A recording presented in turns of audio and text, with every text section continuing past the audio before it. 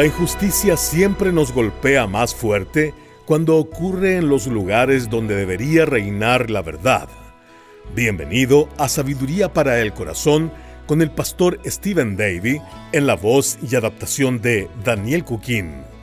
Hoy continuamos nuestro estudio de Eclesiastés, donde Salomón describe con sorprendente claridad lo que todos vemos a nuestro alrededor: corrupción en los tribunales, engaños en lugares sagrados y la sensación de que muchos parecen avanzar sin consecuencias.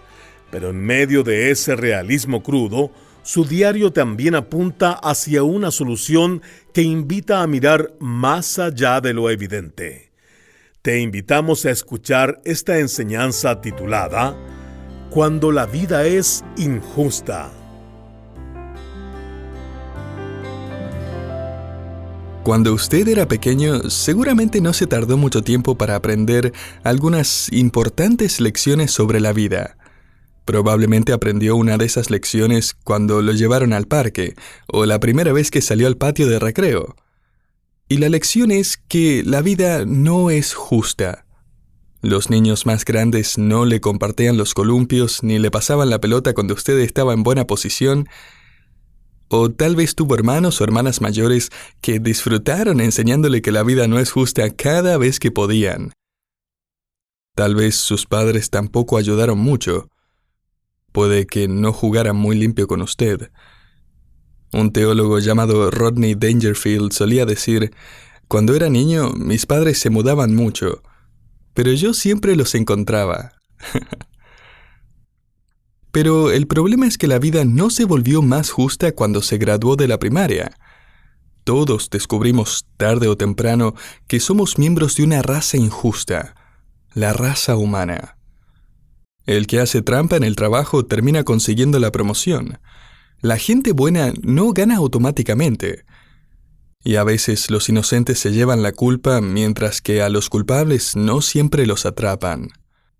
Y la verdad es que eso nos molesta. El capítulo 2 de Romanos nos dice la razón. El apóstol Pablo nos informa que tenemos la ley de Dios escrita en nuestro corazón y conciencia. Lo que esto significa es que vaya donde vaya en el mundo, todos tienen un sentido innato del bien y del mal, una brújula moral. Romanos 2:15. Un autor lo expresó así: nuestro anhelo de justicia está profundamente integrado a nuestra forma de pensar y de sentir. Tenemos este deseo de justicia, creado por Dios. De hecho, la única vez que esto cambia es cuando lo detiene la policía por pasarse un semáforo en rojo. En ese momento, de repente usted no quiere justicia, quiere misericordia. Pero lo cierto es que todos tenemos ese deseo innato de que los errores del mundo sean corregidos. Y por eso, cuando usted escucha en las noticias que se ha hecho justicia, algo en su corazón y en su mente dice: ¡qué bien! Así es como debe ser. Así me sentí al ver la noticia de un caso sin resolver que finalmente se aclaró. A principios de los años 60, una joven desapareció de las calles de una pequeña ciudad del estado de Illinois, Estados Unidos. Encontraron su cuerpo pocos días después, dejando a su familia conmocionada y abrumada del dolor, junto con un profundo deseo de que se hiciera justicia. Los detectives acabaron elaborando una lista de algo más de 100 posibles sospechosos, pero ninguno de ellos resultó ser el asesino. Entre ellos había un joven de 17 años que vivía en el vecindario, pero ya que su madre dijo que él había estado con ella la noche en cuestión, nunca lo entrevistaron.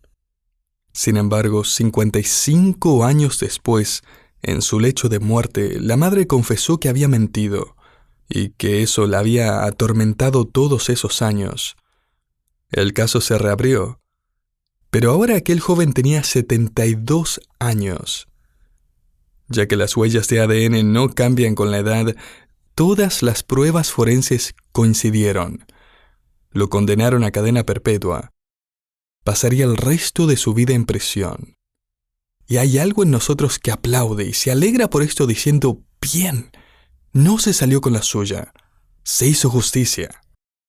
Lo que parece molestar a Salomón mientras él continúa escribiendo en su diario de vida es que hay demasiada gente en el mundo que parece salir impune de un asesinato o de cualquier crimen contra Dios y los hombres, sin importar cuán leve o grave sea la falta. Le invito a abrir conmigo su copia del diario de Salomón. Estamos en el capítulo 3 de Eclesiastés, donde Salomón ahora describe este inquietante problema. Retomemos nuestro estudio en el versículo 16. Él dice, «Vi más debajo del sol, en lugar del juicio, allí impiedad». O sea, Salomón observa cómo es la vida debajo del sol. Ahí está de nuevo su expresión favorita para una vida sin reconocer a Dios. Así es la vida en el planeta Tierra sin Dios, donde los hombres y las mujeres llevan sus propias cuentas. Y observe que Salomón no solo está escribiendo sobre algo que escuchó de los funcionarios de su palacio, no está escribiendo sobre algo que leyó en el periódico La Voz de Jerusalén. No, Salomón nos dice, déjenme contarles sobre lo que he visto con mis propios ojos. Yo soy testigo de estas cosas. No van a creer lo que yo vi. Aunque él no nos da ejemplos específicos de injusticia e inequidad debajo del sol, Salomón nos dice que lo ha presenciado. Y quiero destacar que el hecho que alarma a Salomón es que fue testigo de la maldad y esto no ocurrió en un callejón oscuro en la ciudad. No, lo que preocupa tanto a Salomón no es el hecho de que exista maldad en su pueblo, sino que haya maldad en el lugar de juicio. Observe el énfasis, allí impiedad. En el lugar donde debe impartirse la justicia, allí hay injusticia. Donde se supone que se castiga al malo, allí se hace maldad. El lugar de juicio es una referencia a una corte o un juzgado, un tribunal de justicia. Es el último lugar donde uno espera ver maldad. No esperamos ver injusticia en el tribunal de justicia, tal como no esperamos que un juez reciba coimas de un criminal, o que un abogado tergiverse los hechos y un testigo mienta bajo juramento, o un miembro del jurado venda su voto y una persona inocente sea hallada culpable o una persona culpable sea puesta en libertad. Salomón está diciendo, no es justo. Así no es como se supone que funciona. 13 años antes del nacimiento de Cristo, el emperador romano estableció una diosa como símbolo de la justicia divina. Hoy se la conoce como la Dama de la Justicia, o simplemente Justicia. Se puede encontrar a la Dama de la Justicia en todo tipo de contextos, especialmente pintada en las paredes del juzgado, o esculpida en algún patio de gobierno, e incluso en la punta del techo de algún edificio estatal. Se la suele representar con 3 rasgos distintivos. En primer lugar, tiene los ojos vendados, simbolizando la imparcialidad. O sea, no importa quién sea usted o de dónde venga, se supone que la justicia es ciega para todo excepto la verdad. En segundo lugar, en una mano sostiene una balanza, para indicar que va a sopesar cada una de las pruebas de manera justa y equitativa. Y en tercer lugar, en la otra mano sostiene una espada, que simboliza el hecho de que va a emitir un veredicto, y va a hacer justicia de forma rápida y definitiva. Usted va a encontrar a la Dama de la Justicia o alguna variación de ella a través de todo el mundo civilizado. ¿Por qué? Porque todo el mundo tiene impreso el deseo divino de que se haga justicia.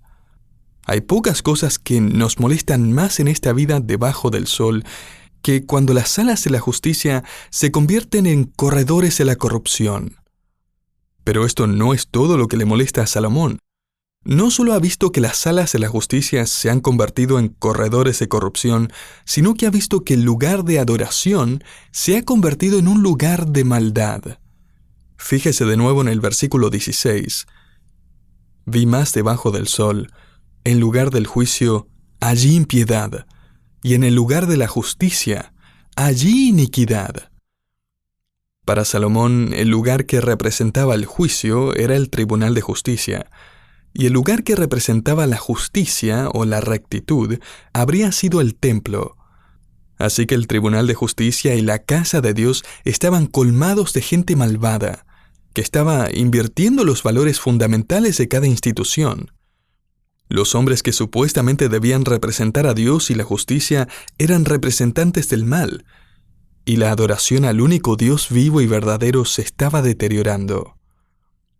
Este versículo me recordó de Nehemías, quien fue el responsable de reconstruir los muros de Jerusalén y reunir y reubicar a muchos de los judíos exiliados en aquella época.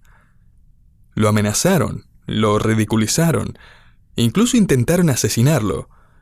Y en una ocasión lo tentaron a violar la ley, insistiéndole que se escondiera en el templo para salvar su vida.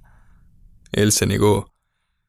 Más tarde le escribió lo que leemos en el capítulo 6 de Nehemías, y es que él sabía que lo estaban tentando a pecar de ese modo con el fin de destruir su reputación. Él lo reconoce cuando escribe que querían infamarlo y así entorpecer la obra.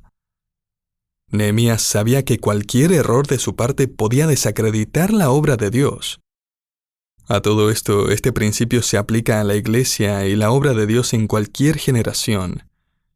Por eso es que entre los requisitos para ser diácono o anciano de la iglesia se encuentran tener dominio propio, ser prudente, decoroso, irreprensible, no pendenciero, no codicioso de ganancias deshonestas y una docena de condiciones más registradas en 1 Timoteo y Tito. ¿Para qué tantos requisitos? Porque el mundo al que la iglesia está tratando de alcanzar puede detectar la corrupción más rápido que la misma iglesia. Y la maldad entre los líderes de la iglesia diluye y disminuye y distorsiona el carácter de Dios y del Evangelio de Cristo. La iglesia debería decirle al mundo que se arrepienta, por lo que es un trágico revés cuando el mundo comienza a decirle a la iglesia que se arrepienta. Las personas que representan a Dios no deberían cambiar la verdad con la deshonestidad o las dobles intenciones. Hace unos años salió en las noticias que una organización cristiana prometió construir comunidades enteras en una zona devastada por un huracán. Recaudaron $500 millones con esa promesa. Más tarde se descubrió que solo habían construido 6 casas. Querido oyente, esto desacredita el Evangelio delante del mundo que observa y asume que todos los cristianos son tan codiciosos como los inconversos, o aún peor. Por el otro lado, los infractores de la ley se alegran de encontrar corrupción en aquellos que representan la ley. En esos casos, la confianza del pueblo en la justicia se ve mermada y distorsionada. Hace poco, de hecho, se descubrió a un criminal en serie apodado como el asesino de California. A finales de la década de 1970, este hombre había robado 100 hogares, abusado de 50 mujeres y asesinado a 13 personas en una terrible ola de crímenes. Ahora, décadas después, unas personas que querían conocer su árbol genealógico enviaron muestras de ADN a una organización, y algo en el patrón de ADN de la familia alertó a una base de datos criminal vinculada al sistema judicial que a su vez avisó a las autoridades y pudieron rastrear el ADN de la escena del crimen hasta el asesino. Lo atraparon. Estaba escondido en ese árbol genealógico. Pero para asombro de todos, este asesino, que ahora tenía 70 años, había vivido y servido durante muchos años como oficial de policía. Una persona que supuestamente debía representar la ley. Salomón básicamente está escribiendo en su diario lo que todos sabemos que es verdad. El problema es que el lugar de adoración ha dado espacio para la maldad y las salas de la justicia se han convertido en los corredores de la corrupción. Pero si se mira con un poco más de detención, notará que esto implica un problema más profundo para Salomón. Todos los malos parecen salirse con las suyas. Consiguen salir impunes. No se hacían pruebas de ADN hace 3.000 años, ni habían sistemas de vigilancia, así que las posibilidades para cometer asesinatos, corrupción, sobornos, inmoralidad, maldad, hipocresía y todo tipo de crímenes sin pagar las consecuencias era exponencialmente más alto. 700 años antes del nacimiento de Cristo se escribió un documento que se descubrió en el Medio Oriente y dice lo siguiente: he buscado orden en el mundo, todo está de cabeza. La asamblea divina, o sea, los dioses, son incapaces de restablecer el orden. En otras palabras, este autor está diciendo, la vida es injusta, y la injusticia parece estar en el trono, y pareciera que a la verdad la sacaron a golpes de la ciudad. Salomón nos ha descrito el problema, pero continúa en su diario entregando nada menos que una profecía sobre la solución. Mira el versículo 17. Dije en mi corazón, al justo y al impío juzgará Dios.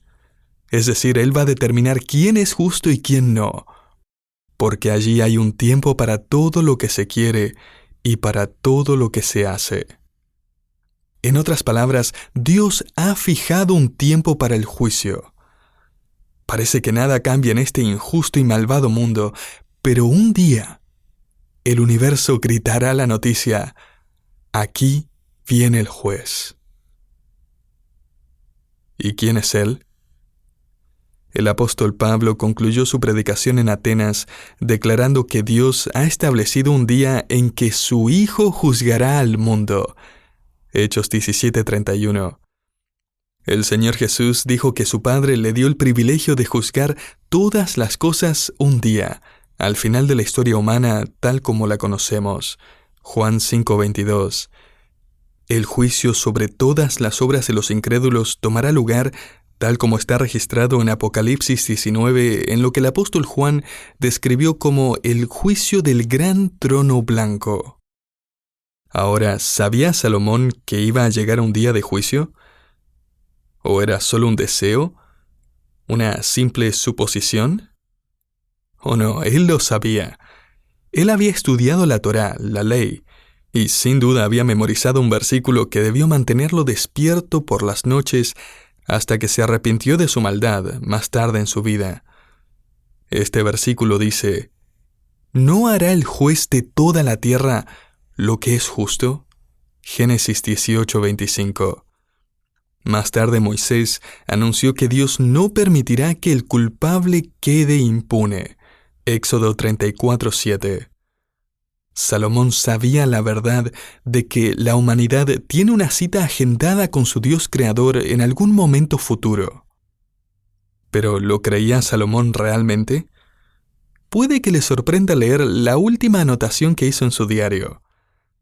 En el capítulo 12, versículo 14 de Eclesiastés, Salomón escribe: porque Dios traerá toda obra a juicio, juntamente con toda cosa encubierta, sea buena o sea mala. Salomón sabía que un día todos los incrédulos se levantarán de los muertos para comparecer ante el juez del universo. Las huestes del cielo pronunciarán esencialmente el estremecedor anuncio: ¿todos de pie? Aquí viene el juez. Y para total consternación de millones, sino miles de millones de personas, ese juez no será otro que el Señor Jesucristo, el resplandeciente Hijo de Dios. Y cuando Dios el Hijo tome su asiento en el estrado, el fallo de esa corte pura y santa revelará incluso los secretos de los corazones de las personas. No habrá parcialidad ni favoritismo. Será nada menos que justicia absoluta y perfecta. Él no pasará por alto ningún pecado o secreto porque Él es omnisciente. Él lo sabe todo. No va a necesitar testigos porque Él es omnipresente. Él estuvo allí y vio cada crimen y ha discernido cada motivo. Él no necesitará de ayuda alguna para llevar a cabo su veredicto eterno de justicia, porque es omnipotente. Él es todopoderoso. Sus juicios serán completos y su veredicto será eterno. Salomón nos dice en esencia que nadie se va a salir con la suya. De acuerdo con lo que enseña el resto de la Biblia, usted tiene solo dos opciones a la luz de la justicia venidera de Dios.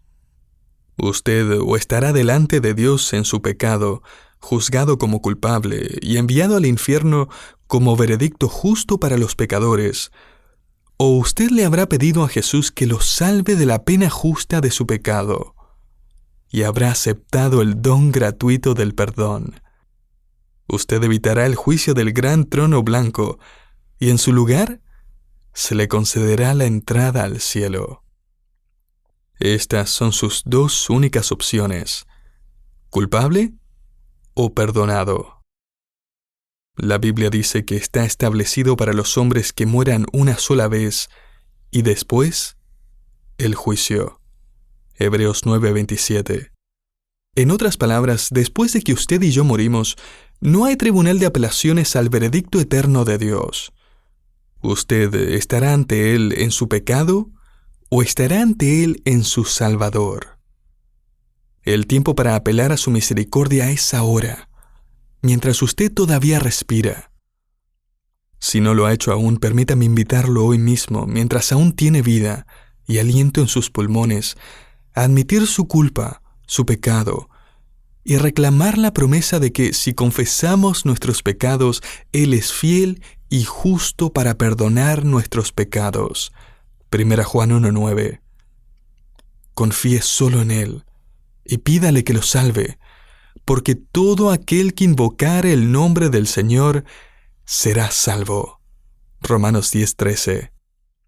El problema es que todo el mundo parece salirse con la suya. Oh, pero hay una profecía que dice que nadie se saldrá con la suya. Todo el mundo tendrá una cita con Dios. Para el incrédulo no habrá apelación, pero para los creyentes habrá un abogado, Jesucristo mismo, quien pagó la pena completa por cada pecado y crimen contra Dios. 1 Juan 2:2.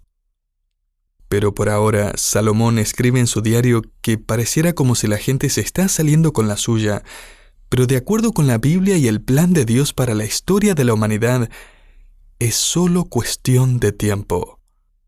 Es solo cuestión de tiempo antes de que Dios ajuste las cuentas y corrija todo mal.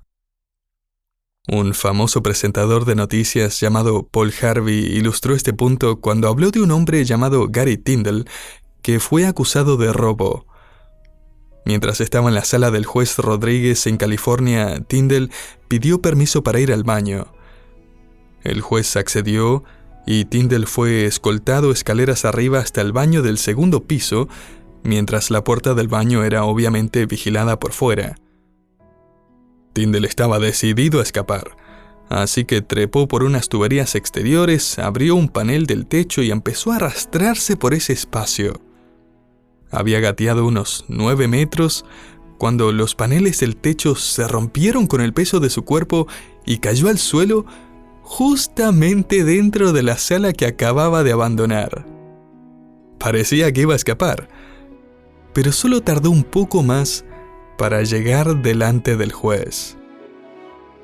De acuerdo con la Biblia, el único recurso legal que usted tiene a la luz de la venida del juez del universo es llegar a un acuerdo extrajudicial antes de comparecer en tribunales. Un acuerdo fuera de la corte. Acepte ahora la oferta de Jesucristo y Él lo perdonará.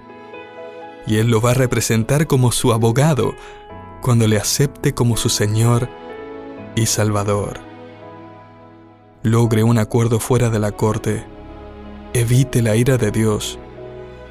Y en lugar de esto, disfrutará de la gracia de Dios para siempre.